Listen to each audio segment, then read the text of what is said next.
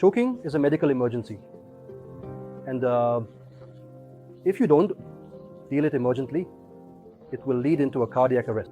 And choking is one of the important or most common cause for cardiac arrest in children. But it is not only limited to children. Even a lot of adults, lives are lost because of choking.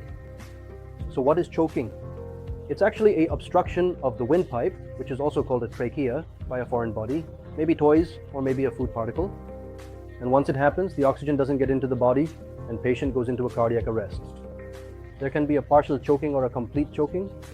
When the partial choking happens, only a part of the windpipe is blocked, and the person is able to cough, the person is able to make some sound, and at that time you need to encourage him to cough, and the foreign body may get dislodged and come out.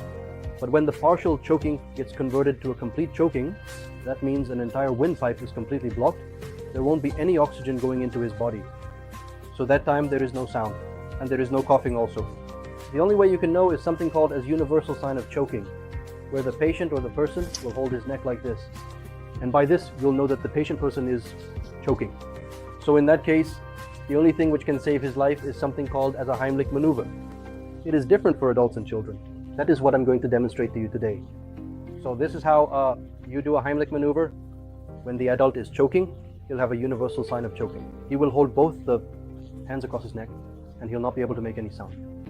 So you need to put both of your arms around his body, and you need to make a fist, and you need to position your hands just below the rib cage, above the belly button, and you need to give a good abdominal thrust, also called as Heimlich maneuver, where you pull in inwards and upwards like this 5 times. 1, 2, 3, 4, 5. If there is a dislodgement, then the foreign body will come out. He'll get relief of choking. But still, if the choking continues, what you can do is you can continue 5 back thrusts. 1, 2, 3, 4, 5, like this, and keep on repeating it until the foreign body comes out of his